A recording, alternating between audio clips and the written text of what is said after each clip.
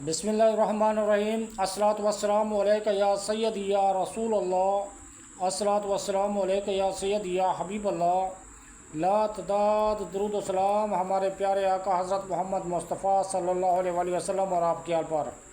ویور میں مشتاق احمد، آپ دیکھ رہے ہیں یوٹیوب چینل۔ کسی کو رحمان اور رحیم کہنے کے بارے میں کیا حکم ہے؟ کسی کو رحمان اور رحیم کہنے کے بارے میں کیا حکم ہے؟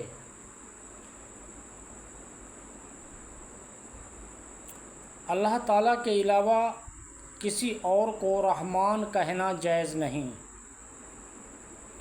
اللہ تعالیٰ کے علاوہ کسی اور کو رحمان کہنا جائز نہیں، جبکہ رحیم کہا جا سکتا ہے۔ جیسے قرآن مجید میں اللہ تعالیٰ نے اپنے حبیب صلی اللہ تعالیٰ علیہ وآلہ وسلم کو رحیم فرمایا ہے۔ چنانچہ ارشاد باری تعالیٰ ہے، لَقَدْ جَاءَكُمْ رَسُولٌ مِّنْ أَنفُسِكُمْ عَزِيزٌ عَلَيْهِ مَا عَنِتُّمْ حَرِيصٌ عَلَيْكُمْ بِالْمُؤْمِنِينَ رَءُوفٌ رَحِيمٌ۔ لَقَدْ جَاءَكُمْ رَسُولٌ مِّنْ أَنفُسِكُمْ عَزِيزٌ عَلَيْهِ مَا عَنِتُّمْ حَرِيصٌ عَلَيْكُمْ بِالْمُؤْمِنِينَ رَءُوفٌ رَحِيمٌ۔ ترجمہ کنز العرفان۔ بے شک تمہارے پاس تم میں سے وہ عظیم رسول تشریف لے آئے جن پر تمہارا مشقت میں پڑنا بہت بھاری گزرتا ہے۔ وہ تمہاری بھلائی کے نہایت چاہنے والے ہیں۔ وہ تمہاری بھلائی کے نہایت چاہنے والے مسلمانوں پر بہت مہربان رحمت فرمانے والے ہیں۔ مالک یوم الدین، جزا کے دن کا مالک۔ مالک یوم الدین، جزا کے دن کا مالک۔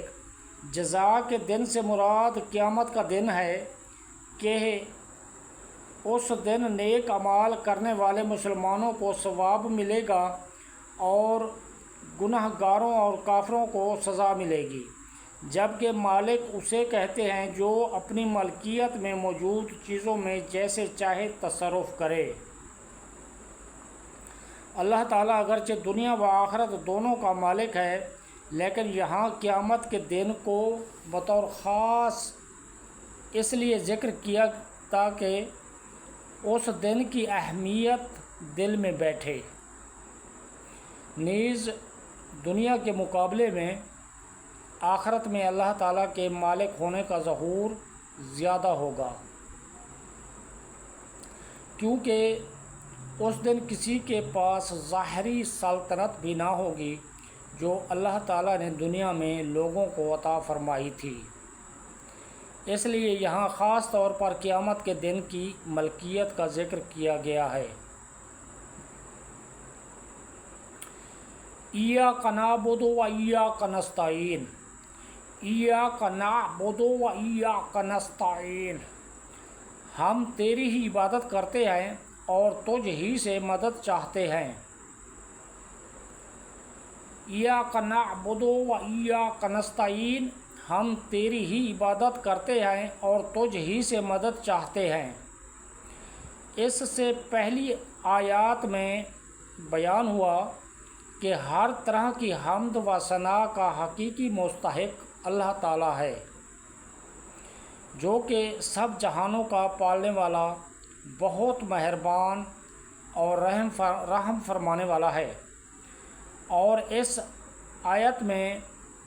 اس آیت سے بندوں کو سکھایا جا رہا ہے کہ اللہ تعالیٰ کی بارگاہ میں اپنی بندگی کا اظہار یوں کرو کہ اے اللہ عز و جل، ہم صرف تیری ہی عبادت کرتے ہیں، کیونکہ عبادت کا مستحق صرف تو ہی ہے اور تیرے علاوہ اور کوئی اس لائق ہی نہیں کہ اس کی عبادت کی جا سکے، اور حقیقی مدد کرنے والا بھی تو ہی ہے۔ تیری اجازت و مرضی کے بغیر کوئی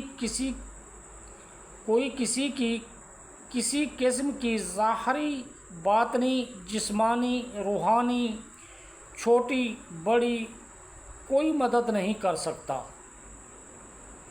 عبادت اور تعظیم میں فرق۔ عبادت اور تعظیم میں فرق۔ عبادت کا مفہوم بہت واضح ہے۔ سمجھنے کے لیے اتنا ہی کافی ہے کہ کسی کو عبادت کے لائق سمجھتے ہوئے اس کی کسی قسم کی تعظیم کرنا عبادت کہلاتا ہے، اور اگر عبادت کے لائق نہ سمجھیں تو وہ محض تعظیم ہوگی، عبادت نہیں کہلائے گی۔